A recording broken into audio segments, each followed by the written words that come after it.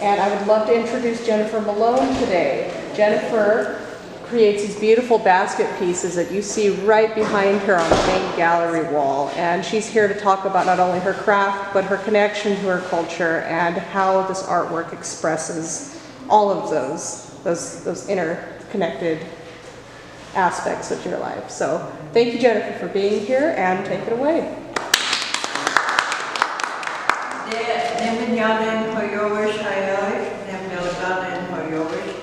Jennifer Malone, na Wukchumni tachi yo yalapni, na dedich yo kachao to Island. So I said, hello everybody, my name is Jennifer Malone.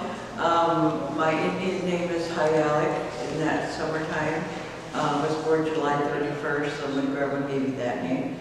And I am Wukchumni from Woodlake area, and I say Hadet for hello. Everybody say that?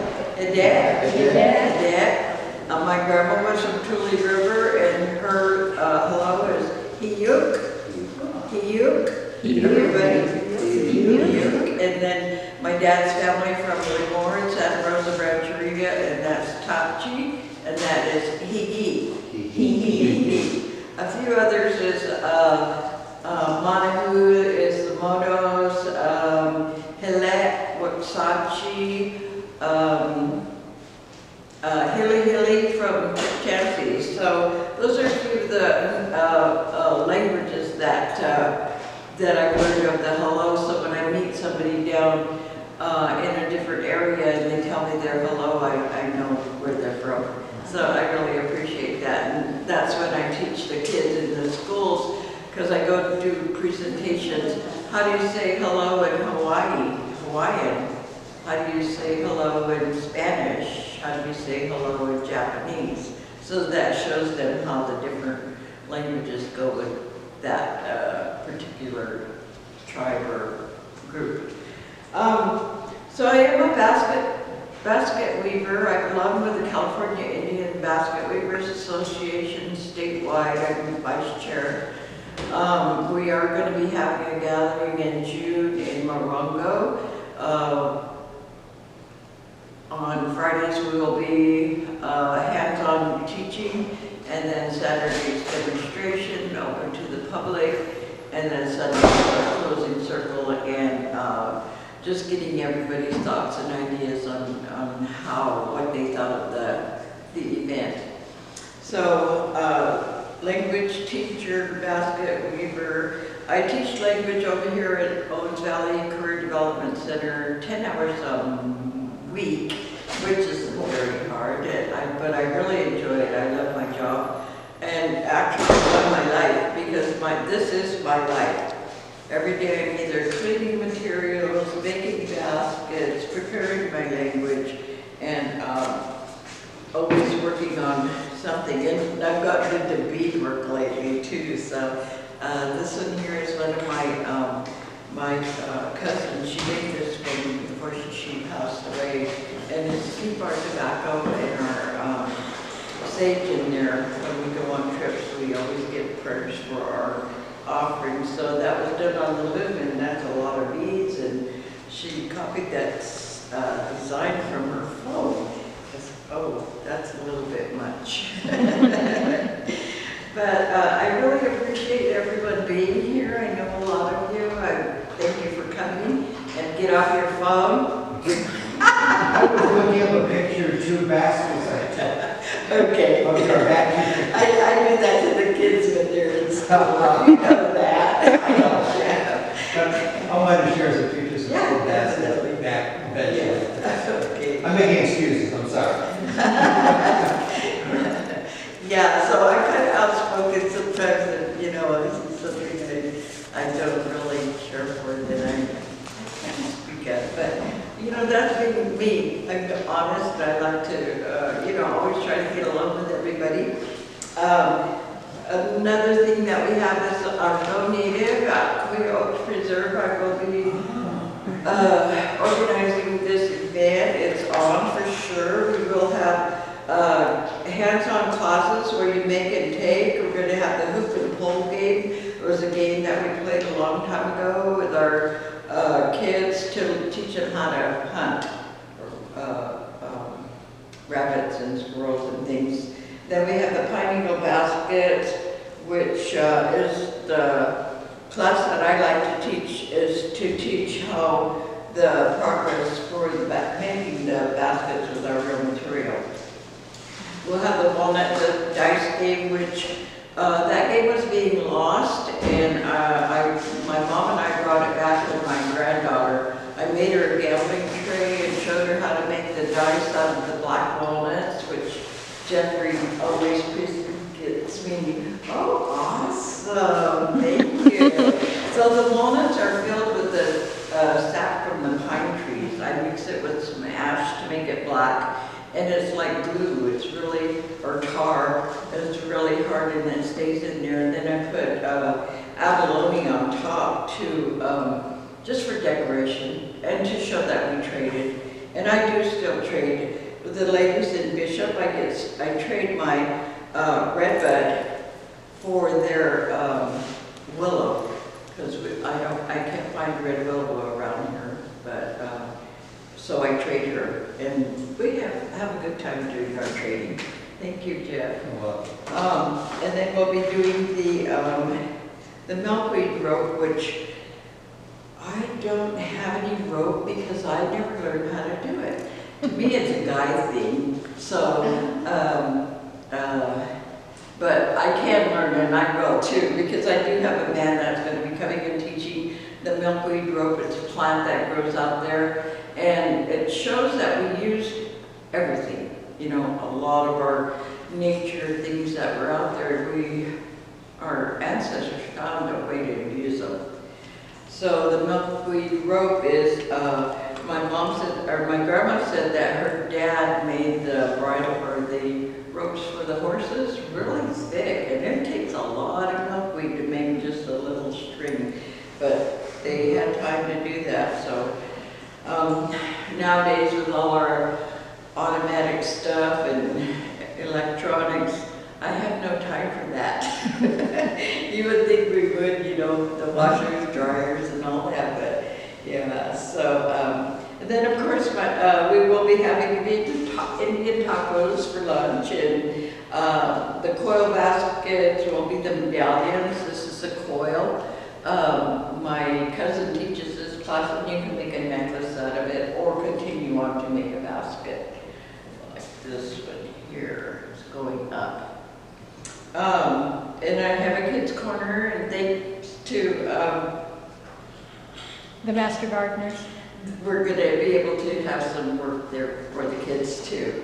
And then tule decoy ducks are made out of tules, so round tules. We have round tules, which is gabi, and then we have flat tules, which is somia. So there are two kinds of tules, but the round ones are what we use to make the tule decoy ducks.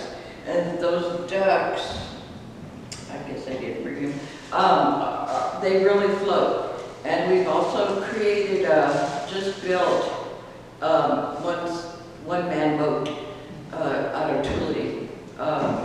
And that's going into Exeter Cash Museum.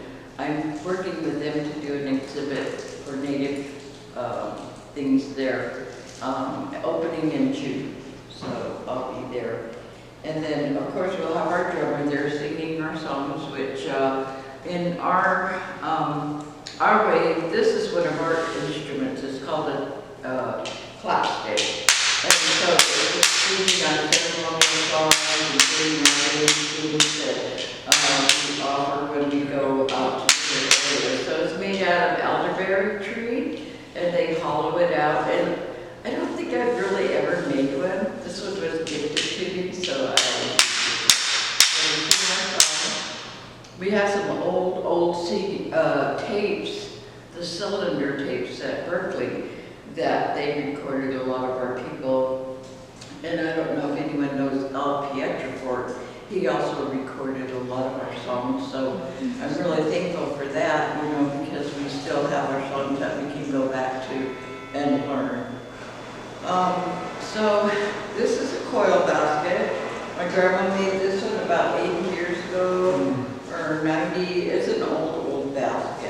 The symbols are the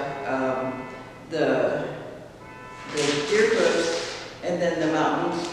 And so this is made out of our white root that we gather. It is seasonal, and we really like to gather the long ones. It's getting harder to gather along the rivers, and people have been spraying, so we can't use anything that's been sprayed, so we're trying to get people to realize we can't use them with pesticides on them. So this is how I start a coil basket, just a little button, go around, and that's how I basically start the pine needle too. And this is my weaver. We would use the awl, which is made out of the deer bone, from the front leg of the deer. We would split that in half and then make a point on it, and that was our needle, or like an awl to poke in there and then send your material through. So, yeah, the deer bone. Another thing we have is our soap root brush. This is my mom's traditional hairbrush that she said her grandma would use on her to brush her hair. And it's made out of this one plant, and that plant is called the soap root. And we have a lot of that up in Three Rivers. A friend of ours had let us go gather on her property. So this is my grandson trying to keep and gathers this for me. So that's the soap root plant. Nice big ones. And then we get that fiber that's around that bulb, and then save that for the brush part. Then there's a bulb inside that looks like an onion, and you have to boil that and then scrape the glue out of it, and that makes our handle for the brush. And this has about three coats on it, and so I put a abalone just for decoration. But they also used them for digging in the rocks when we were grinding the acorns, and make sure you don't waste anything, and so you can get it all out of there. My uncle said that his grandma made him a brush, and he used it to clean his car out with, so. They're good for anything and everything. So this one here is a seed gatherer. We would go out and gather berries and different plants and things, so we would carry our berries in here. We have a seed beater. It has a handle, and it looks like this, but you beat the bush to get the berries off, and then gather them up in that, take them home in your burden basket. This is our miniature burden basket here. I'm going to be teaching this class and hopefully making a bigger one. And that's our miniature burden basket. And I always tell the kids that we created the first backpack, because that's what we used it for, was your backpack, and you put everything in it to carry whenever you went somewhere. So the deer grass is the foundation of your basket. That's what we put in here, and this grows all over different areas and stuff. But I know a lot of them along the freeways, they have a lot, but that's got the exhaust and stuff, so we don't want to get those. But we just add it in and keep going around and around, and that's what makes the basket go up. These I like to gather in September, because you can just pull it out and then leaves a little point on there, so it's easier to poke into here to add in. So that's a start. And then here's another one I got to add in. And then the count for the symbols is really, really complicated. I kind of do a guesstimate, but Grandma would count each stitch that she needed on there to make the patterns come out in the same order and same way that she was creating her symbols. So she said you have to know how to count to make baskets. Yeah, got to know your stitches. So the deer grass, I only knew it as chuckish when I was growing up, because that was our language language for this one is Chuckish. This one here is Takati and Wichat, and that's our sour berry sticks. And these I use for the big cradle boards. We still make their big cradle boards, our people still use them, and we have to scrape them, and that's about in September, October, November.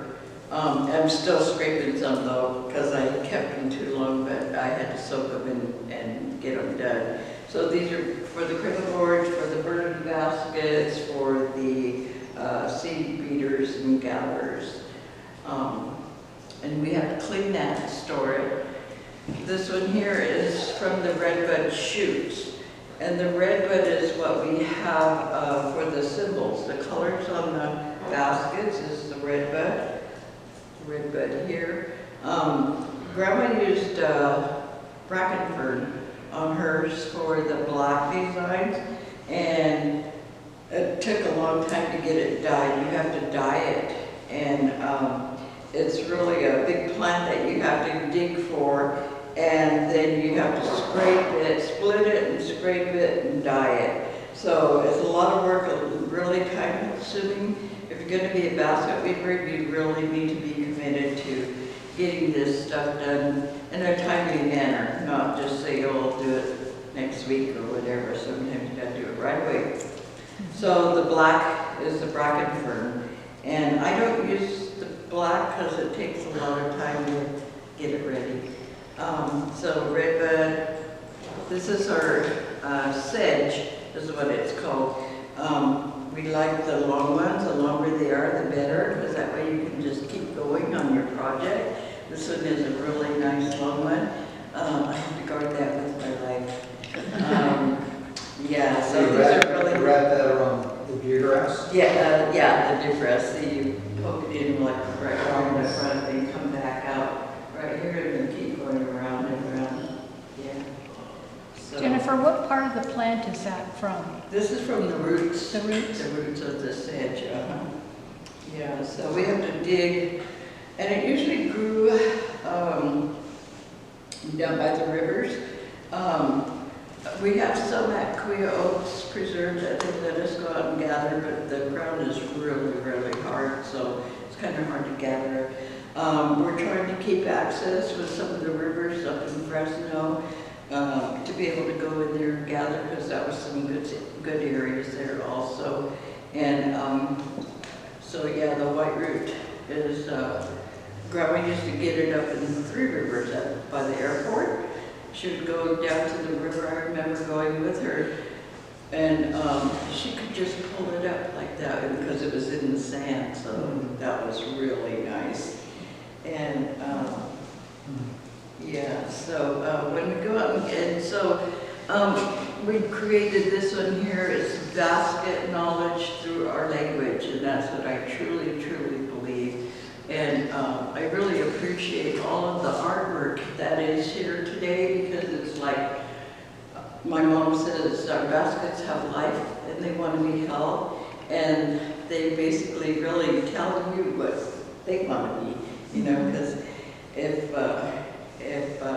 you're working along and this just won't work right, and well, you got to start somewhere else, you know. So, but yeah, all of our artwork is healing. And that's the way we feel about any of our work that we do. We don't call it a craft because, I don't know, what does craft mean? Anybody know what craft means? No? Anybody? Well, to me it's like, I don't know, something, I don't know. A useful talent? Huh? A useful talent? Yeah. But, you know, I just feel it's not a craft, it's something that we have to have. We had to have these to eat out of, we had to have them to store our things in, although we don't really have to have them anymore, because I tell the kids, you know, we got Tupperware. But I love to have my baskets and use them all the time. And so when we go out to gather our basket material,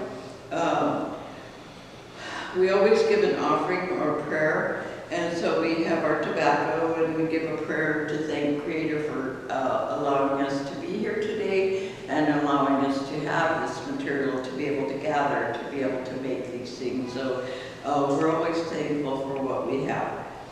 We never gather in another person's gathering area without permission from that person, and that's like if people, well, it's like me going to Chansey area and trying to gather over there. The people are kind of like, that's my area, you know, and so we try to either ask them if we can go with you, can you take me out with you, or whatever. And I always share our areas here, because I pick up in Mermani, Badger, and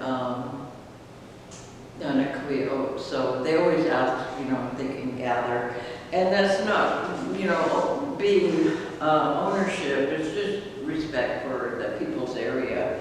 And then we never gather more material than what we need, and that is because we try to teach our kids don't waste. You know, like if you're at a potluck, you go there, pile your plate full, and there's nothing for me in the back. And so we never gather more than what we need, and no wasting. My mom's favorite rule was that always take out your trash. When we go to an area, whether it's yours or not, take out the trash and always keep it clean, help take care of Mother Earth and respect Mother Earth. So we're always thinking about that, and we're teaching our kids these, you know, it's I call it our Wukchumni basket weaving ways, but it really is ways of life, so we like to try to teach our kids this. The favorite part of my new students is when you complete your first project, you must give it away to somebody, because it's always better to give than receive, you know. So we try to teach them to give, you know. But the ladies who didn't like that, because they said, oh, I don't want to give this away, I just made it, you know. But after a while, then they thought, oh, I'll give it and I'll make a better one next time. So that's their thoughts. But yeah, that's just to teach them how to give, is to what we do. And not everybody does that, but that's what we try to teach our kids. Mom said that we don't weave at night, and so when it starts getting dark, we have to start putting our materials and things away, tools. We can clean our materials and stuff, but not making baskets, because she said that she feels that bad spirits travel at night, and so you don't want anything bad going into your basket. It's only good. When you can only work on your basket when you're in good spirit. You can't weep when you're troubled. If you're mad, sad, or something like that, then you can't really, your basket won't cooperate. And so that's just kind of saying, you know, put it down and come back another time. And that's the same with, you know, life. You know, if you can't deal with it, walk away and go think about it. But yeah, so those are some of our, the last one I had to add on was because the kids were on their phones or looking at the guys or something, you know, so I said, you have to listen to your teacher. Because like if I have 20 students and 2 or 3 are over there not listening, you know, then I have to take special time with them to go. So I've been trying to teach them to listen. That's one thing that Mom always stressed, to listen. And so I always pass on whatever she taught me, because everything that I learned, I heard from her.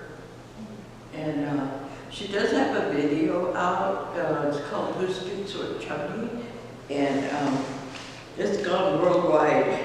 And so you can see it on YouTube, called Who Speaks Wukchumni, and she's talking about creating our dictionary. So our language is still here, it's still alive.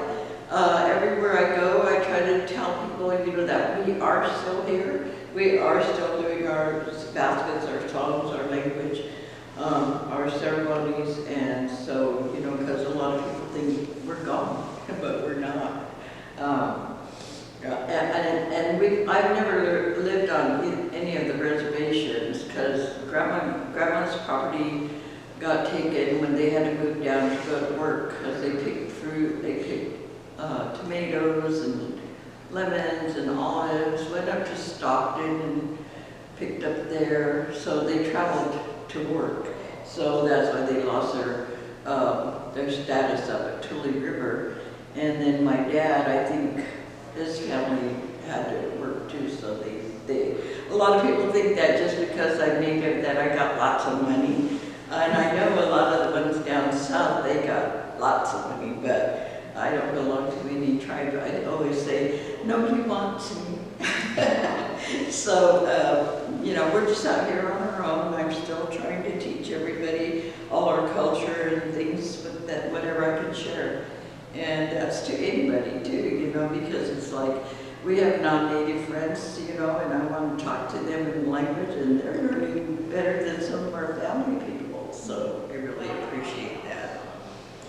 But I do have my family tree back 7 generations from BIA, because we had to have numbers in order for our land allotments, and I am not federally recognized, so I am just a number to the state. And that's what gives me free health. But other than that, my grandkids can get scholarships and things like that, so.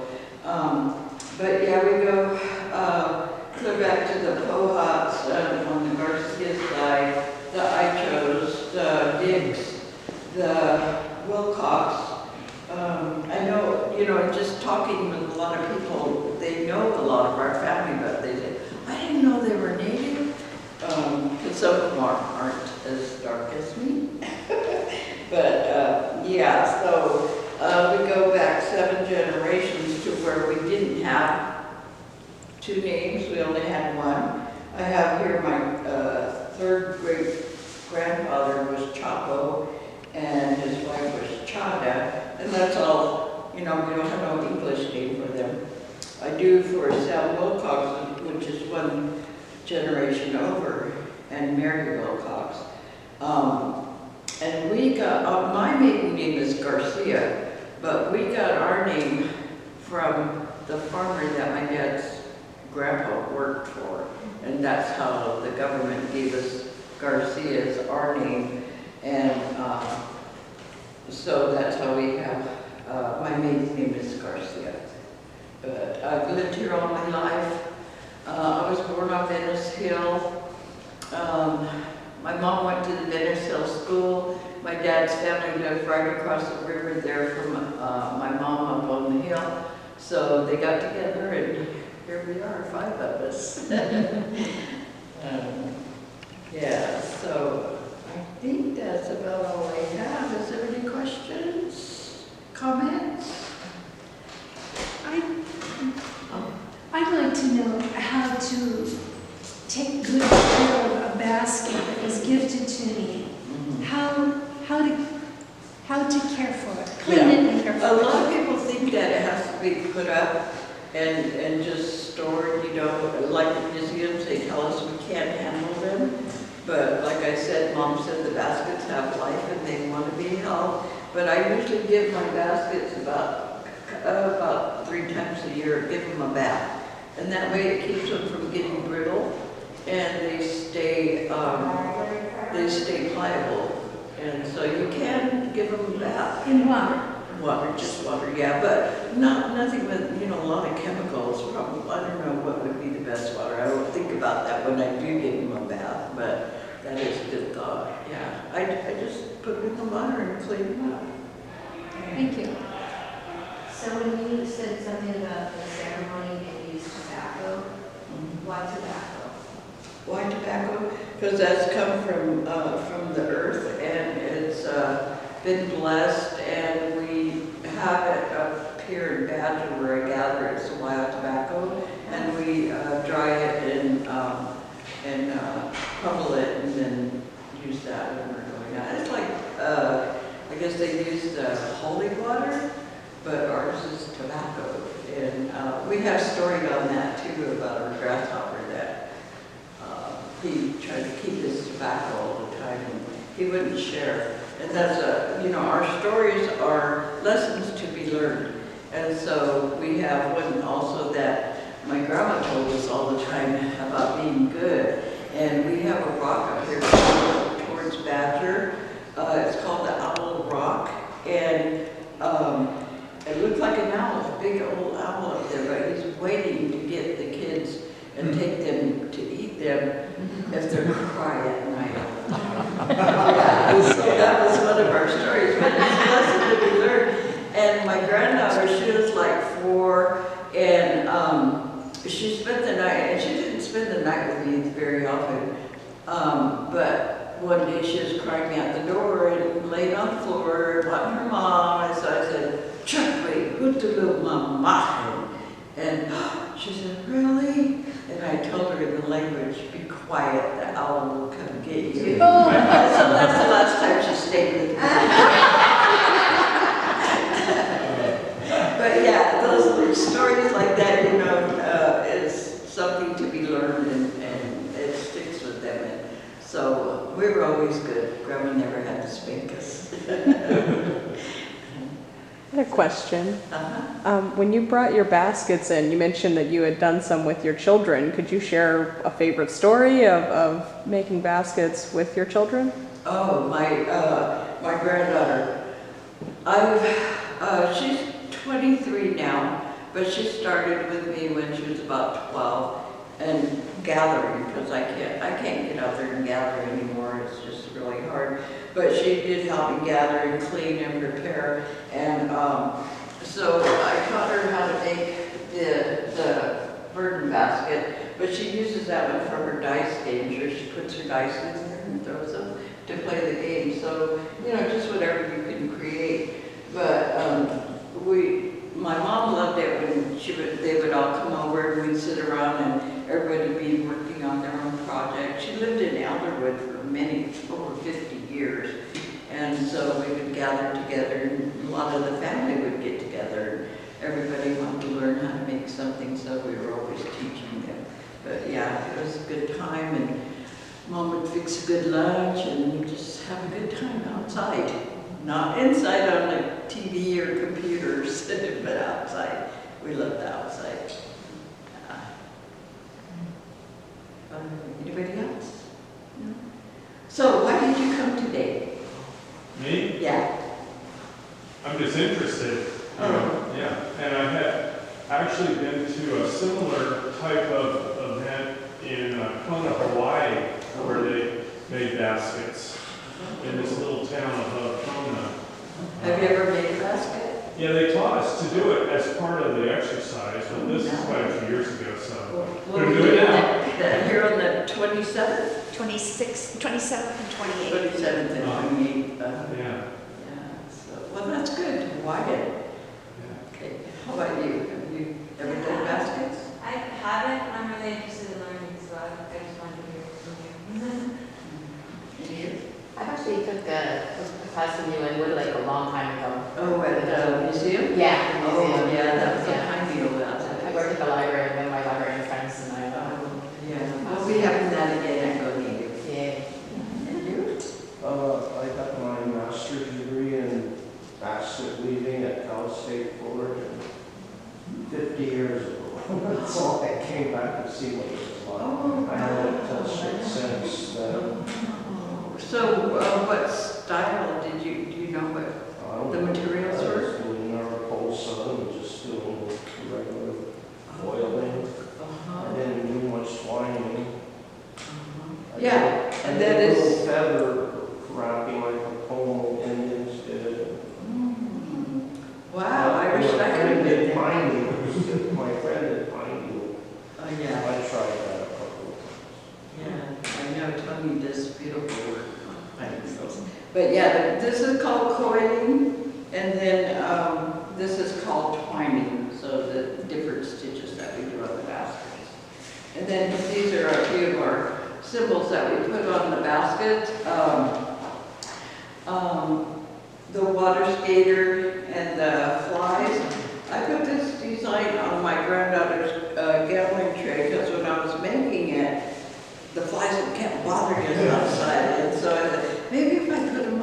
basket, they'll leave me alone, you know, so I put them on there. And they did for a while, but then they started coming back.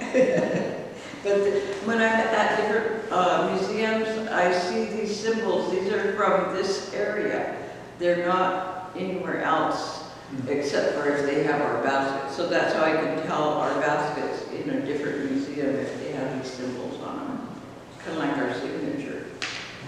Yeah. And this basket here is up in Fremont that my great-grandma made with these designs on it. And so that was the flyer we made this year for that. I am honestly an art junkie, and I just want to know anything and everything about different styles and types of mediums in art. It's just beautiful to me. Do you make baskets? No, I don't. I don't. You know, but the gourds, I have done a few gourds. So. I think the pine needle baskets are really something to start with, anyway, to get you want to make more. She has openings in her classes on the 27th and the 28th, so if you're interested, there are still openings. Yes, we'll make the burden basket. I come to see you, Auntie, because I always learn something new. Every time I see you, something that I learn that you give me. Thank you, thank you.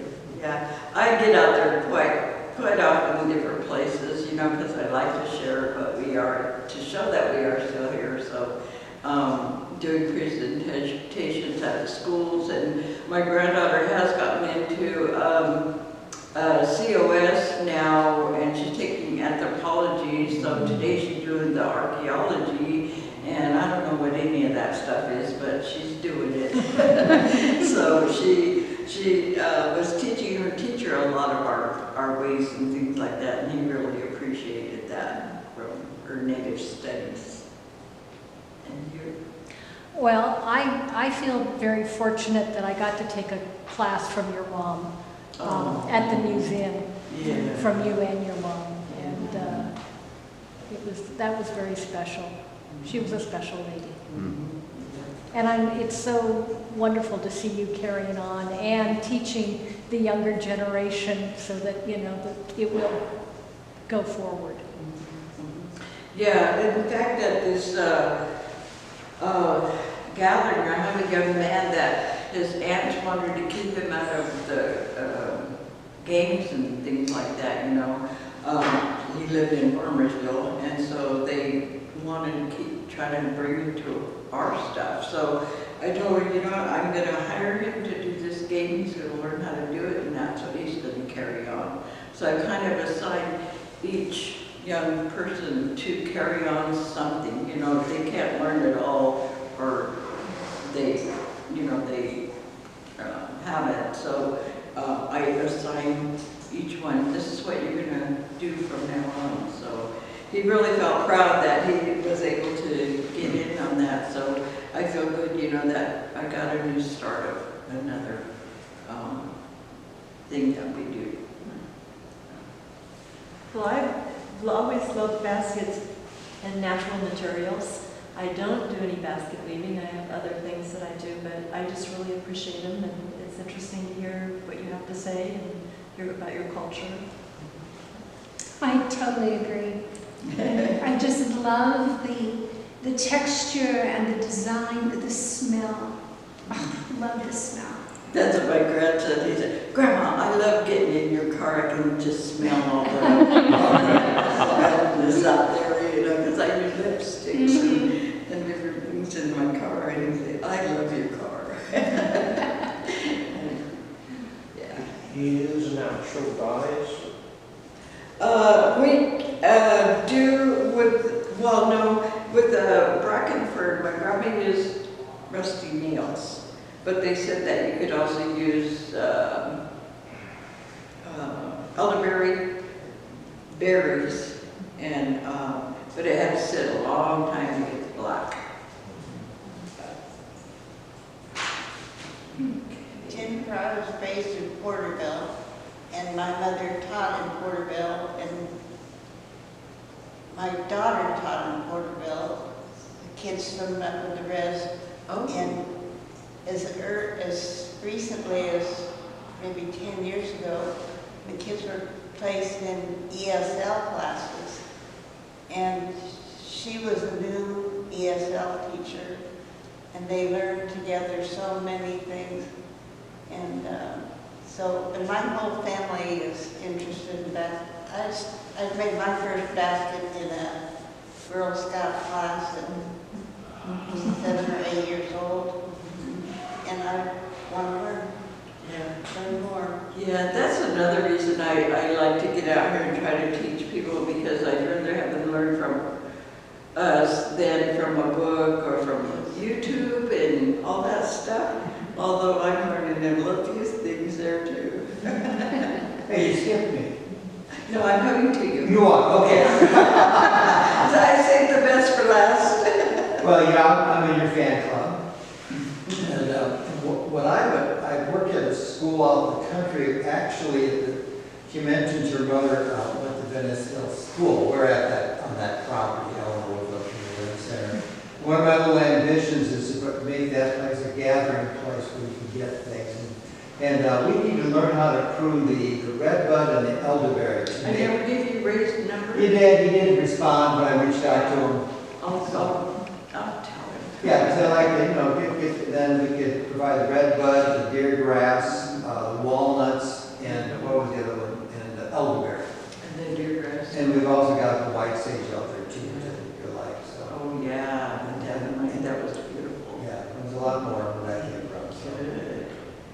Yes, I love it. Yeah. I'm all thumbs. I'm not even making baskets, but I like to grow things. Oh yeah, he had me come to the school with his students, and it was just a twining basket, the caning, and it was something simple that the kids did, but they really enjoyed it. So we really got into it and did some nice baskets, but they had a good time doing it, and just getting together is always a good time. But if you get a chance, look up that YouTube that features the story of her mother preserving the language. It's beautiful. It's really wonderful. We also have the library at Annie Hall, history room. We've got Annie Mitchell, and history room. We've got the tape as well. oh really? Yeah. Good. That's great. Yeah. So my granddaughter is going to go to Berkeley the June to go and do some research over there too for language. And but most of the language that I teach now is everything I've learned from my mom. And what I teach is, it's been easier for me because at the reservations, people get like, that's not how my grandma said it, so it holds them back. And, with me teaching our language, it's like, this is how it's said, and this is how you're going to say it, it's mom's way or no way. And even when I was learning from her too, I would ask, well, why is it this way and not that way? And she said, you don't ask why in English, so don't ask me why. So we needed to ask why. So that's why with a lot of that linguistic part of the language, I don't know any of that. But I don't feel that's important to me because I know the language, I know how to speak, and I don't know why these words end up the way they do. I just know what I learned from her. So that's the best I can do and to be teaching. But I do have some younger people that are trying to investigate the language wise, and so I think that's up to you guys. Maybe it'll help me to know why and where to put the words in right order and things like that too. But our language is very healing because when we do our prayers and the language, it seems like our ancestors hear us, and so they're the ones that are helping us to make it through the day, make it through the times when we have hard times. And so that was the reason I wanted to learn too, was to be able to pray and help people. My mom did have one ceremony that we have kept going that was passed down to me, and that was called the face washing ceremony. And it's when our relatives passed away. We cut our hair and we throw it in the river. And then we don't eat meat for, my grandma went a year. A lot of our people now only go like 30 days, but at least it's a time that they quit eating meat and fried foods. And because if you eat meat, it's like eating the flesh of the one that just passed. So that's, you know, the way it's told. So that's why we teach them, you have to respect this time. And so we have a fire for 4 days and 4 nights, which we were really fortunate to have the property where we were at to be able to have our fire. And we'd sing songs and say prayers and just, you know, have family getting together.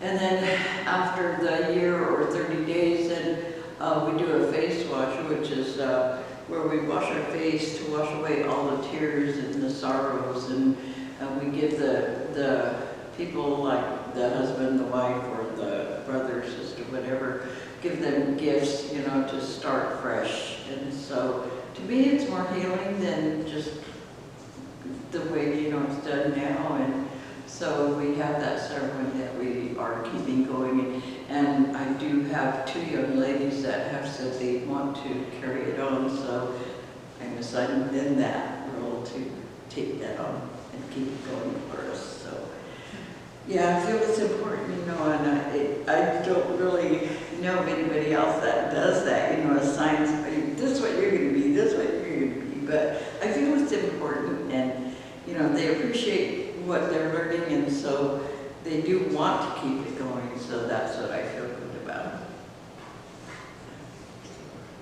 Yeah. Anything else? You guys are welcome to come up and touch and feel and look and ask more questions if you want. Our songs, one of our songs we have is the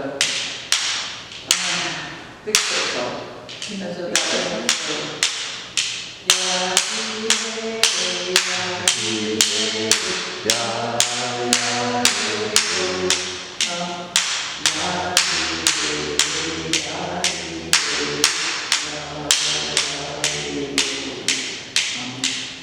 so we sing our songs and we close and tell everybody to have a good journey, safe journey, and travel home. And thank you for coming. Thank you.